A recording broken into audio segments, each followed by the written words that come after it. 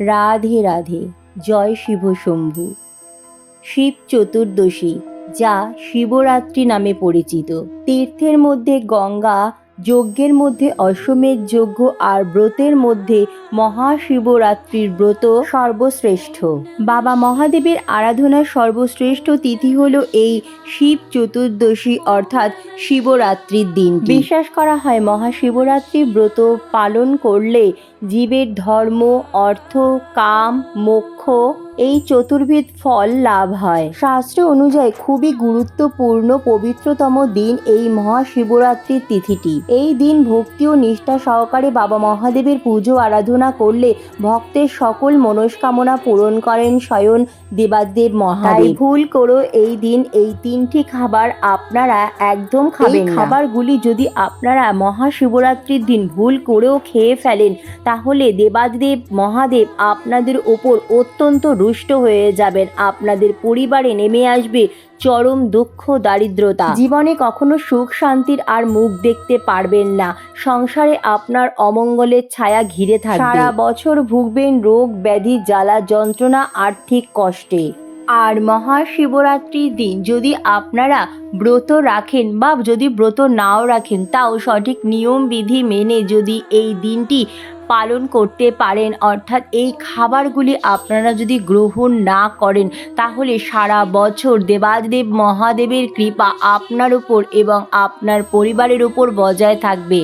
আপনি এবং আপনার পরিবারের সকল সদস্যরা নিজ নিজ ক্ষেত্রে খুব সহজেই ভালোভাবে সাফল্য অর্জন করতে পারবে। বাবা মহাদেবের কৃপায় আপনাদের জীবন ভরে উঠবে সুখ শান্তি সমৃদ্ধি। চলছে ফাল্গুন মাস আর সামনে আসতে চলেছে মহাশিবরাত্রি। শিব ভক্তগণ অধীর আগ্রহে অপেক্ষা করে থাকেন সারা বছর এই মহাশিবরাত্রির দিনটির জন্য। বন্ধুরা, আজকের ভিডিওটিতে আমি আপনাদের সাথে খুবই গুরুত্বপূর্ণ এবং প্রাসঙ্গিক একটি বিষয় নিয়ে বিস্তারিত আলোচনা করতে চলেছি, তাই আপনাদের সকলকে অনুরোধ করছি ভিডিওটি সম্পূর্ণ ভিডিওটি দেখার পর কেমন লাগলো অবশ্যই কমেন্ট করে জানাবেন এবং কমেন্টে জয় শিব শম্ভু, ওম নমঃ শিবায় লিখতে একদম ভুলবেন না। ভিডিওটি ভালো লাগলে লাইক, শেয়ার ও নতুন বন্ধুরা প্লিজ চ্যানেলটি সাবস্ক্রাইব করে পাশে বেল বাটনটি অন করে নেবেন, যাতে আমার পরবর্তী ভিডিও নোটিফিকেশন খুব সহজেই আপনাদের কাছে পৌঁছে যায়। আর যে সকল বন্ধুরা অলরেডি চ্যানেলটি সাবস্ক্রাইব করে পাশে আছেন তাদের অসংখ্য ধন্যবাদ। তো চলুন বন্ধুরা, আসা যাক মূল পর্বে। ফাল্গুন মাসে কৃষ্ণপক্ষে চতুর্দশী তিথিতে পালিত হয় মহাশিবরাত্রি। এবছর অর্থাৎ 2025 সালে মহাশিবরাত্রি পড়েছে বাংলার 13ই ফাল্গুন, ইংরাজি 26শে ফেব্রুয়ারি বুধবার দিন।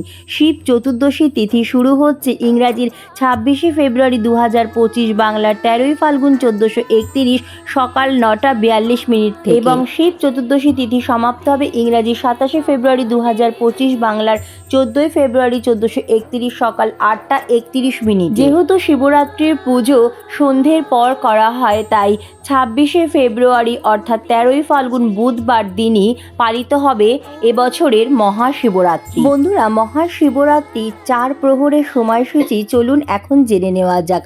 প্রথম প্রহর বাংলার 13ই ফাল্গুন 1431, ইংরাজি 26শে ফেব্রুয়ারি 2025 বুধবার সন্ধ্যা 6:23 থেকে রাত্রি 9:30 পর্যন্ত। দ্বিতীয় প্রহর রাত্রি 9:30 থেকে রাত্রি 12:40 পর্যন্ত।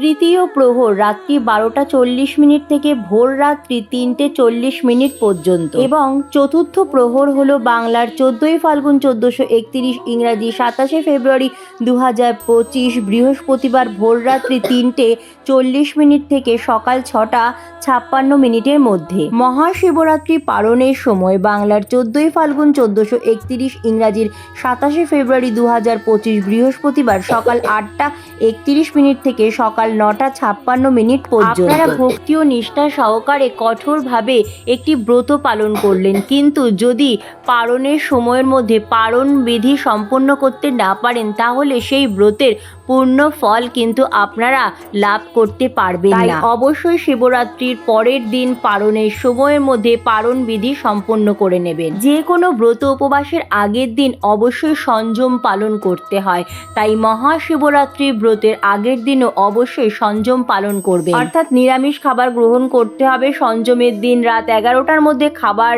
গ্রহণ করে দাঁত ব্রাশ করে ভালো করে মুখ ধুয়ে নিতে হবে। মহাশিবরাত্রি ব্রত নারী পুরুষ নির্বিশেষে সকলেই পালন করতে পারে। পৌরাণিক কাহিনী থেকে জানা যায় মহাশিবরাত্রির এই পবিত্রতম দিনেই দেবাদিদেব মহাদেব ও মাতা পার্বতীর বিবাহ সম্পন্ন হয়েছিল, অর্থাৎ এই দিনেই হর পার্বতীর মিলন হয়েছিল। আবার এই দিনেই বাবা মহাদেব সর্বপ্রথম শিবলিঙ্গ রূপে আবির্ভূত হয়েছিলেন। বিশ্বাস করা হয় মহাশিবরাত্রি ব্রত পালন করলে সমস্ত পাপ থেকে নিষ্কৃতি মেলে, সংসারে সুখ শান্তি বজায় থাকে এবং মোক্ষ লাভ হয়। এই দিন মহামৃত্যুঞ্জয় মন্ত্র জপ করতে পারলে কঠিন থেকে কঠিন রোগ ব্যাধি দূর হয়ে যায়। সেই ব্যক্তির মধ্যে আসে এক বিশেষ পজিটিভ শক্তি। এই মহাশিবরাত্রির দিন শিব পরিবারের পুজো করা অত্যন্ত শুভ বলে মানা হয়। এর ফলে পরিবারে সুখ শান্তি বজায় থাকে, পরিবারের প্রত্যেক সদস্যের মধ্যে সুসম্পর্ক বজায় থাকে।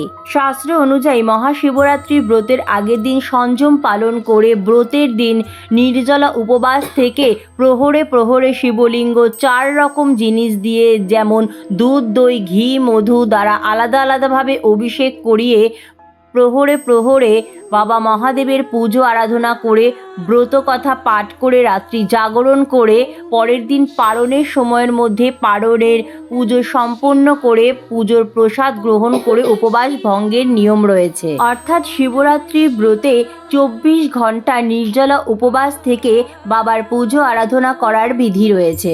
তবে শারীরিক অসুস্থতার কারণে বা যে কোনো কারণেই হোক সকাল থেকে নির্জলা উপবাস থেকে প্রহরে প্রহরে বাবা মহাদেবের পুজো আরাধনা করে রাত্রি জাগরণ করা সকলের পক্ষে সম্ভব হয় না। সেক্ষেত্রে অনেকেই সকাল থেকে উপবাস থেকে প্রথম প্রহরেই শিবলিঙ্গ পঞ্চামৃত দ্বারা অথবা দুধ গঙ্গা জল দ্বারা অভিষেক করিয়ে ভক্তি ও নিষ্ঠা সহকারে বাবা মহাদেবের পুজো আরাধনা করে ব্রতকথা পাঠ করে পুজো সম্পন্ন করে নেন। আবার অনেকেই সকাল থেকে উপবাস থেকে বেলা 12টার পর শিবলিঙ্গ অভিষেক করিয়ে পুজো আরাধনা করে ব্রতকথা পাঠ করে ব্রত সম্পন্ন করে নেন। শিবরাত্রিতে আপনারা যদি নির্জলা উপবাস রাখতে সক্ষম হন তাহলে তো সর্বোত্তম।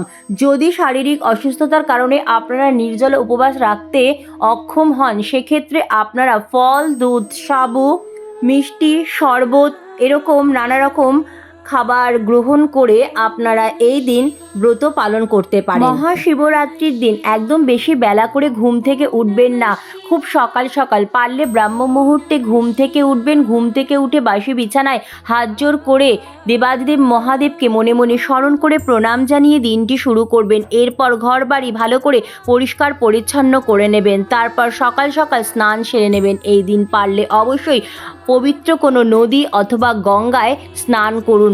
এই দিন গঙ্গা স্নানের অত্যন্ত মাহাত্ম্য রয়েছে। তবে অনেকেই মনে করে থাকেন গঙ্গা স্নানে কি সত্যি পুণ্য অর্জন হয়। একবার দেবাদিদেব মহাদেব মাতা পার্বতীকে নিয়ে আকাশপথে কৈলাসে যাচ্ছিলেন। পথে তারা দেখতে পেলেন অনেক ব্যক্তি পাপ মুক্ত হওয়ার জন্য গঙ্গায় স্নান করছেন।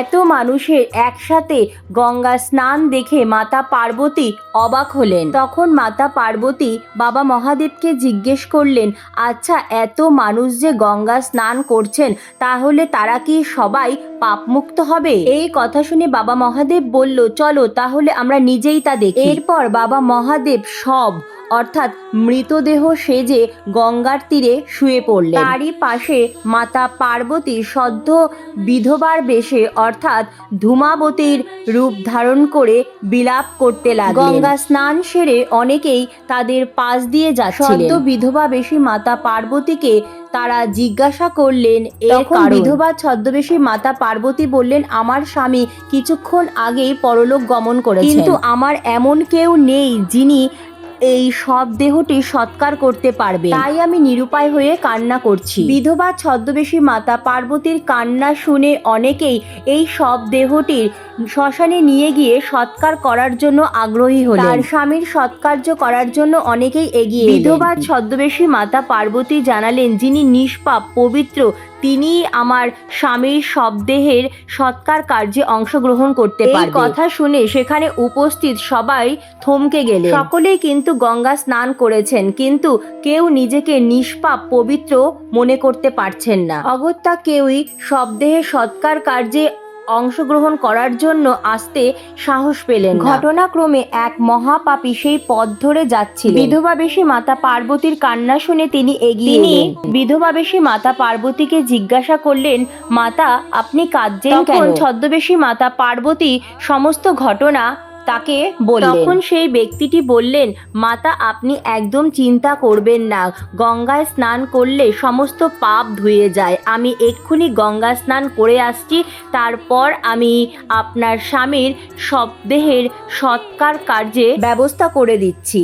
এই কথাটি বলেই সেই ব্যক্তিটি দ্রুত গঙ্গায় স্নান করে শবদেহ কাঁধে নিয়ে শ্মশানের দিকে যাত্রা করলেন। মাতা পার্বতী, সেই লোকটি আর শবদেহ। যেই মাত্র সেই ব্যক্তিটি শ্মশানে এসে পৌঁছালো, ততক্ষণে মাতা পার্বতী ও সবরূপী শিব আবারও আকাশপথে গমন শুরু করলেন।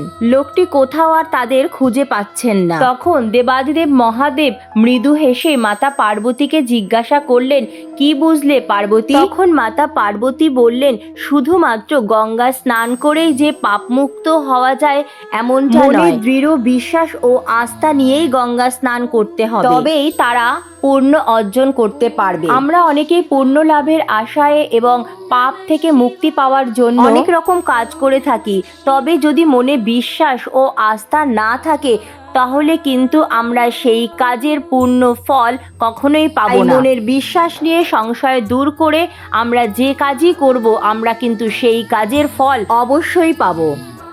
তাই পারলে অবশ্যই বন্ধুরা মহাশিবরাত্রিতে আপনারা গঙ্গা স্নান করুন। তবে আপনাদের পক্ষে যদি এই দিন গঙ্গা স্নান করা সম্ভব না হয়, তবে অবশ্যই আপনারা বাড়িতেই স্নান সেরে নিতে পারেন। তবে স্নানের জলে সামান্য কর্পূর মিশিয়ে স্নান করতে পারেন। এছাড়া আপনারা স্নান করে শুদ্ধ বস্ত্র পরিধান করে নিজ মস্তকে ও পুরো বাড়িতে এবং বাড়ির সদর দরজায় ভালো করে গঙ্গা জল ছিটিয়ে দেবেন। তবে মনে রাখবেন বন্ধুরা, গঙ্গা নদীতে স্নান করলে কেউ কখনো অপবিত্র হয় না। তাই গঙ্গা স্নানের সময় কখনোই হাত দিয়ে শরীর ঘষবেন না। গঙ্গা স্নানের পর কাপড় দিয়ে শরীর মোছা উচিত নয়। গায়ে গঙ্গা জল শুকোতে দেওয়া উচিত। মাসিক চলাকালীন সময়ে কিন্তু মহিলাদের গঙ্গা স্নান করা উচিত নয়। বাড়িতে যেভাবে স্নান করা হয় সেভাবে কিন্তু গঙ্গায় স্নান করা উচিত নয়।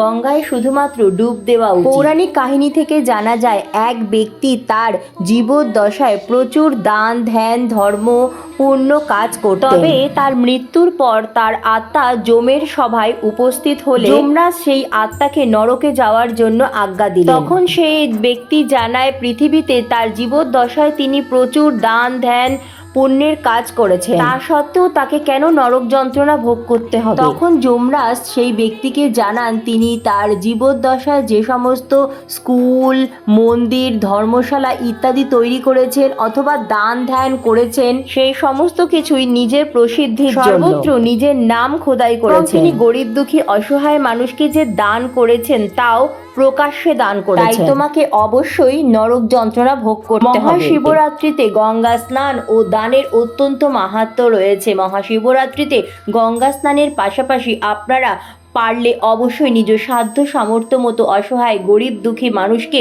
কিছু সাহায্য করুন, কিন্তু তা অবশ্যই গোপনে, মানুষকে দেখানোর জন্য নয়, নিজের নামের জন্য নয়, নিজের মন থেকে অন্তর থেকে অসহায় গরিব দুঃখী মানুষকে দান করুন। আপনারা ব্রত রাখুন বা নাই রাখুন, বা আপনারা যখনই দান করবেন এইভাবেই দান করবেন, তাহলেই আপনারা এই দানের পূর্ণ ফল লাভ করতে পারবেন। তাই শাস্ত্র মতে দান কখনো মানুষকে দেখিয়ে জানিয়ে করা উচিত নয়। এই ধরনের দান পুণ্যকে শূন্য করে দেয়। প্রকাশ্যে যে দান করা হয় তার থেকে গুপ্ত দানের পূর্ণ ফল অনেকাংশে বেশি, আর এই দানের ফলে মোক্ষ লাভ করা সম্ভব। এই দানের ফলে ভোগ লালসা থেকে মুক্তি পাওয়া যায়, যা আপনার জীবনের শেষ পর্যন্ত অর্থাৎ মৃত্যুর পরেও অনেক লাভজনক হবে। করে কখনো মনে রাখবেন না, অর্থাৎ অহংকারের বশে কখনো দান করবেন না। মহাদেবের পুজোতে খুব বেশি জোগাড় লাগে না, সামান্য জোগাড়ে বাবা মহাদেব অত্যন্ত প্রসন্ন হন।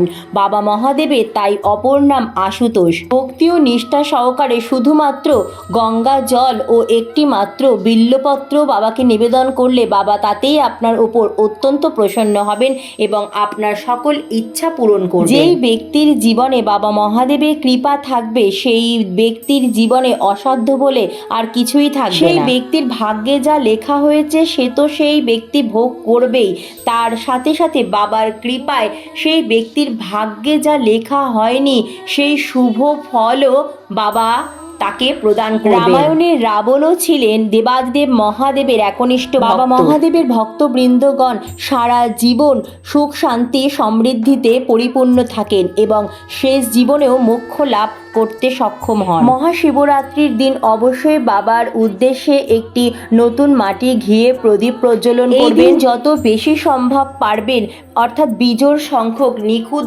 3টি পাতা যুক্ত বেল পাতা চন্দন সহযোগে অবশ্যই বাবাকে নিবেদন করবেন ওম নমঃ শিবায় মন্ত্র বলে। বাবা মহাদেবের প্রিয় আকন্দ ফুল, ধূত্র ফুল, নীলকণ্ঠ ফুল, শ্বেত অপরাজিতা ফুল, টগর ফুল, এছাড়াও পারলে সাদা পদ্ম ফুল, ধূত্র ফল চন্দন সহযোগে অবশ্যই বাবাকে নিবেদন করবেন। বাবা মহাদেবকে সাদা চন্দনে তিলক পরাবেন, চন্দন সহযোগে বাবাকে গোটা ফল নিবেদন করবেন এবং বাবার প্রিয় সাদা মিষ্টি অর্থাৎ সাদা বাতাসা বা সাদা দুধের তৈরি কোনো মিষ্টি বা সন্দেশ অবশ্যই বাবাকে এই দিন নিবেদন করার চেষ্টা করবেন। মহাশিবরাত্রির তিথিতে যত বেশি সম্ভব পারবেন আপনারা বাবা মহাদেবের নাম ওম নমঃ শিবায় অথবা মহামৃত্যুঞ্জয় মন্ত্র যত বেশি সম্ভব পারবেন এই দিন জপ করতে থাকবেন। বাবা মহাদেব কখনো ভালো কোনো পোশাক পরেন না, তিনি সদা সর্বদা বাঘের ছাল পরিধান করেন। তিনি শ্মশানবাসী, তিনি কখনো কোনো রমণীয় স্থানে বসবাস করেন না, তিনি হচ্ছেন আদি যোগী। বাবা মহাদেবের কৃপা থাকলে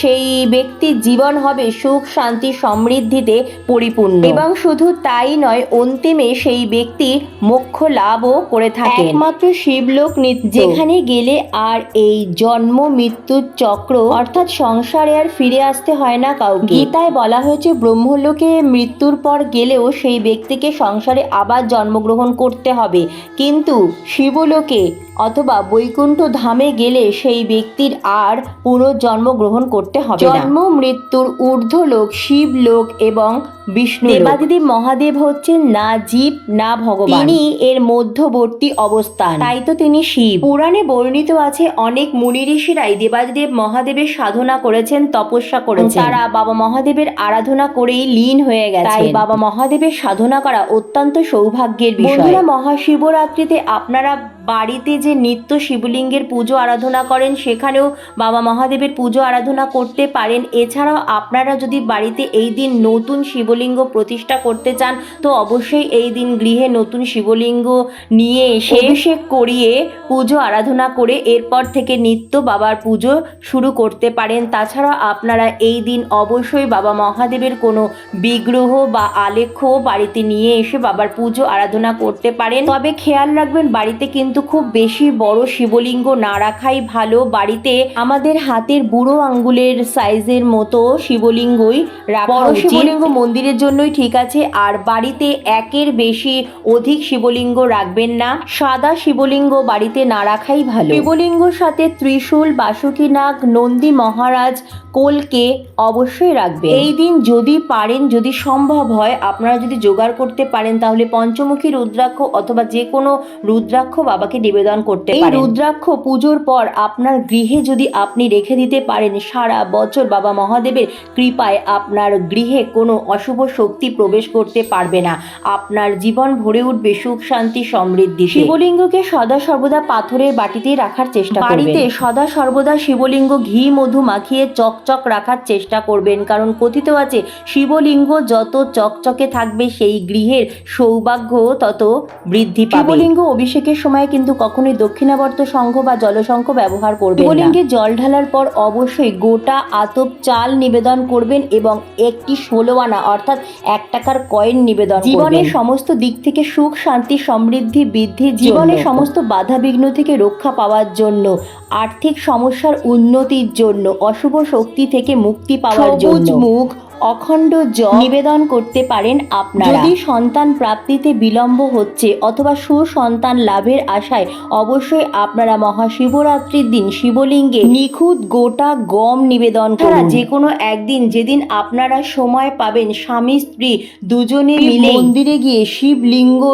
এবং শিবলিঙ্গের চারিপাশটা ভালো করে পরিষ্কার করে ফেলুন। এতেও খুব শীঘ্রই আপনারা সুফল লাভ করতে পারবেন। প্রতি বছর ফাল্গুন মাসের কৃষ্ণপক্ষের চতুর্দশী তিথিতে মহাশিবরাত্রি ব্রত পালিত হয়। এই দিন সর্বাত্ম শিব যোগ সিদ্ধি যোগের মহাসংযোগ থাকবে। এরই পাশাপাশি কুম্ভ রাশিতে সূর্য, শনি ও বুধের মহাসংযোগ সৃষ্টি হবে। শুভ সংযোগ ও গ্রহ গতির প্রভাবে 2025-এর মহাশিবরাত্রি আরো বিশেষ হয়ে উঠেছে। এই মহাশিবরাত্রিতে নিজের রাশি অনুযায়ী বিশেষ কিছু উপায় অবলম্বন করলে বাবা মহাদেবের অশেষ কৃপা লাভ করতে পারবেন। এর ফলে আপনার জীবনের সমস্ত বাধা, বিঘ্ন, দুঃখ, দারিদ্রতা দূর হয়ে যাবে। অর্থ আগমনের নতুন নতুন পথ তৈরি হবে। জীবনের সর্বক্ষেত্রে আপনি খুব সহজেই সাফল্য অর্জন করতে পারবেন। বাড়িতে যে শিবলিঙ্গ রয়েছে, মহাশিবরাত্রির দিন থেকে শুরু করে প্রতি সোমবার বা পারলে প্রতিদিন 5টি করে অখণ্ড আতপ চাল নিবেদন করুন। এর ফলে জীবনে কখনো অর্থের অভাব হবে না। শাস্ত্র অনুযায়ী প্রতি সোমবার শিবলিঙ্গে কাঁচা ডাল নিবেদন করলে আপনাদের সকল মনস্কামনা পূরণ হবে। প্রতি সোমবার শিবলিঙ্গে 11 মুঠ যদি আপনারা অখণ্ড চাল নিবেদন করতে পারেন, সকল মনস্কামনা পূরণ হবে। পুজো শেষে সেই চাল অসহায় গরিব দুঃখী মানুষকে দান করে দেবেন। শিবলিঙ্গ অভিষেক করানোর পরে 5টি করে অখণ্ড চাল নিবেদন করুন। হরগৌরীর আশীর্বাদ সদা সর্বদা আপনার সংসারের উপর বজায় থাকবে। মিথুন ও কর্কট রাশি। বুধ হচ্ছে মিথুন রাশির অধিপতি। মহাশিবরাত্রি তিথিতে স্ফটিক শিবলিঙ্গের পুজো করা সর্বশ্রেষ্ঠ। তবে স্ফটিক শিবলিঙ্গ না পেলে আপনারা মন্দিরে গিয়ে বাবা মহাদেবের পুজো আরাধনা করুন। পঞ্চামৃত দিয়ে অভিষেক করিয়ে বেলপাতা, আকন্দ ফুল, নীলকণ্ঠ ফুলের মালা পরান, ধূত্র ফুল, ধূত্র ফল নিবেদন করুন। ওম নমঃ শিবায় অথবা শিব স্তোত্র পাঠ করুন। চন্দ্রের অধিপতি যুক্ত কর্কট রাশির জাতক জাতিকারা শিবরাত্রি তিথিতে শিবলিঙ্গে কাঁচা দুধ ও গঙ্গাজল নিবেদন করুন। এরপর শিবলিঙ্গে অষ্টগন্ধা চন্দন অথবা শ্বেত চন্দনের তিলক পরান। শিবকে সাদা মিষ্টির ভোগ নিবেদন করুন। সিংহ ও কন্যা রাশি। সিংহ রাশির অধিপতি হচ্ছে সূর্য। সিংহ রাশির ব্যক্তিরা মহাশিবরাত্রিতে শিবলিঙ্গে ফলের রস দ্বারা অভিষেক করতে পারেন। জলে চিনি মিশিয়েও অভিষেক করুন। আকন্দ ফুল, ধূত্র ফুল, বেলপাতা অবশ্যই নিবেদন করবেন। কন্যা রাশির অধিপতি হচ্ছে বুধ। এই দিন আপনারা কর্পূর মিশ্রিত জল দিয়ে শিবলিঙ্গ অভিষেক করান। বেলপাতা বাবার প্রিয় ফুল, বাবাকে নিবেদন করুন। নৈবেদ্য নিবেদন করুন। ভক্তি নিষ্ঠা সহকারে পূজা আরাধনা করুন। পূজা শেষে 108 বার ওম নমঃ শিবায় মন্ত্র জপ করুন। তুলা এবং বৃশ্চিক রাশি। শুক্র তুলা রাশির অধিপতি। মহাশিবরাত্রি জলে কালো তিল মিশিয়ে শিবলিঙ্গ অভিষেক করুন। পাশাপাশি বেলপাতা, ধূত্র ফুল, আকন্দ ফুল এবং পারলে অবশ্যই বাবাকে একটি গোলাপ ফুল নিবেদন করুন। সিদ্ধি নিবেদন করুন। গোটা অখণ্ড আতপ চাল নিবেদন করুন। বৃশ্চিক রাশির জাতক জাতিকারা শিবলিঙ্গে এই দিন ঘি মধু দিয়ে অভিষেক করান। গঙ্গা জল দিয়ে শিবলিঙ্গ অভিষেক করান। এরপর শিবলিঙ্গে বেলপাতা, ধূত্র, আকন্দ, নীলকণ্ঠ ফুল এবং গোলাপ ফুল নিবেদন করুন এবং তারপর গোটা মুগ ডাল নিবেদন করুন। নাগেশ্বরায় নমো এই মন্ত্রটি 108 বার জপ করুন। এরপর হচ্ছে ধনু এবং মকর রাশি। বৃহস্পতির আধিপত্যে যুক্ত ধনু রাশির জাতক জাতিকারা শিবরাত্রিতে জলের মধ্যে সাদা তিল মিশিয়ে শিবলিঙ্গ অভিষেক করুন। তারপর হলুদ ফুল এবং অড়হর ডাল নিবেদন করুন। শনির আধিপত্য যুক্ত মকর রাশির জাতকরা গম নিবেদন করুন শিবলিঙ্গে। ভক্তি ও নিষ্ঠা সহকারে মহাদেবের পুজো আরাধনা করুন এবং অর্ধনারীশ্বরায় নমঃ এই মন্ত্রটি জপ করুন। গরিব দুঃখী মানুষকে এই দিন গম দান করুন। এরপর কুম্ভ এবং মীন রাশি। কুম্ভ রাশির অধিপতি শনি। মহাশিবরাত্রি তিথিতে শিবলিঙ্গে জলে কালো তিল মিশিয়ে অভিষেক করান। তারপর ভস্মে ত্রিপুণ্ড লাগান। পাশাপাশি ধুতুরা, আকন্দ ফুল, নীলকণ্ঠ ফুল, পদ্ম ফুল নিবেদন করুন। বৃহস্পতি মীন রাশির অধিপতি। এই দিন মীন রাশির জাতক জাতিকারা অশ্বত্থ গাছের নিচে শিবলিঙ্গ নিজে তৈরি করে পুজো করুন। শিবলিঙ্গে হলুদ ফুল, সাদা ফুল, ছোলার ডাল নিবেদন করে 108 বার ওম নমঃ শিবায় মন্ত্র জপ করুন। অনুযায়ী আপনারা যদি মহাশিবরাত্রিতে বাবার পুজো করতে চান তো এই নিয়মবিধি মেনে বাবার পুজো করতে পারেন, বিশেষ ফল লাভ করতে পারবেন। মহাশিবরাত্রির দিন ভুল করেও আপনারা আমিষ জাতীয় কোনো খাবার বাড়িতে আনবেন না বা রান্না রান্নাও করবেন না, অর্থাৎ আপনারা এই দিন কোনো রকম আমিষ জাতীয় আহার গ্রহণ করবেন না। আমিষ জাতীয় আহার বলতে মাছ, মাংস, ডিম, পেঁয়াজ, রসুন, মুসুরির ডাল। বাড়ির বাইরে গিয়েও বাড়ির কোনো সদস্য এই দিন যেন কোনো রকম আমিষ জাতীয় আহার গ্রহণ না করে সেদিকেও খেয়াল রাখবেন। যিনি ব্রত করবেন তিনি তো উপবাসে রাখবেন, কিন্তু বাড়ির অন্যান্য সকল সদস্যরাও কিন্তু এই দিন নিরামিষ আহারই গ্রহণ করবেন। এই দিন যিনি ব্রত করবেন তিনি তো চাল এবং গমের তৈরি কোনো জিনিস খাবেন না। দ্বিতীয়ত এই দিন কোনো রকম পোড়া জাতীয় খাবার কিন্তু আপনারা কেউ খাবেন না, ব্রত রাখুন বা নাই রাখুন। পোড়া জাতীয় খাবার বলতে এখানে কোনো রকম মশলা পুড়িয়ে রান্নায় দেবেন না, বা তার সাথে সাথে কোনো রকম সবজি পুড়িয়ে খাবেন না, এবং রুটিও খাবেন না, কারণ রুটিও পোড়া জাতীয় খাবার। শাস্ত্রে বলা হয়েছে এই দিন পোড়া জাতীয় খাবার খেলে কিন্তু কপালও পুড়ে যাবে। ভুল করেও আপনারা কোনো রকম তেতো জাতীয় খাবার যেমন উচ্ছে, করলা, নিম পাতা, এছাড়াও যে খাবারটা স্বাদে তেতো সেরকম কোনো খাবার খাবেন না, এতে করে সম্পর্কের মধ্যে তিক্ততা সৃষ্টি হবে। আর বদলে আপনারা এই দিন মিষ্টি মুখ করুন, মিষ্টি খান, সম্পর্কের মধ্যে মধুরতা বজায় থাকবে। এই দিন আপনারা কিন্তু ভুল করেও কোনো রকম নেশা জাতীয় জিনিস অথবা মাদক জাতীয় জিনিস একদম সেবন করবেন না। এই দিন দেবাদিদেব মহাদেবকে সিদ্ধি অথবা ভাং নিবেদন করা হয় ঠিকই, কিন্তু সেটা ভগবানকে নিবেদন করা হয়। দেবাদিদেব মহাদেব এই সৃষ্টির রক্ষার জন্য হলাহল বিষ পান করেছিলেন, অর্থাৎ আমাদের যা কিছু খারাপ সেটা ভগবান শিব তার নিজের মধ্যে ধারণ করেন। বাবাকে ভাং অথবা সিদ্ধি নিবেদন করা হয়। ভুল করেও কিন্তু এই দিন কোনো রকম নেশা জাতীয় জিনিস সেবন করবেন না। এই দিন আপনারা নানা রকম ফল, ফলের জুস, দুধ, শরবত, বেলের পানা অর্থাৎ বেলের শরবত, মিষ্টি, দই, সাবু মাখা, এছাড়া সাবুর নানা রকম রেসিপি তৈরি করেও আপনারা এই দিন খেতে পারেন। তবে খাবারে কোনো রকম সাদা লবণ ব্যবহার করবেন না, তার পরিবর্তে আপনারা সন্দপ লবণের ব্যবহার করবেন। শিবলিঙ্গে সদা সর্বদা গরুর কাঁচা ঠান্ডা দুধই ব্যবহার করবেন, প্যাকেটজাত কোনো রকম দুধ অথবা জাল দেওয়া গরম দুধ ব্যবহার করবেন না। তো বন্ধুরা, আজকের মতো এইটুকুই। অনেক অনেক ধন্যবাদ ভিডিওটি দেখার জন্য। জয় শিব শম্ভু। রাধে রাধে।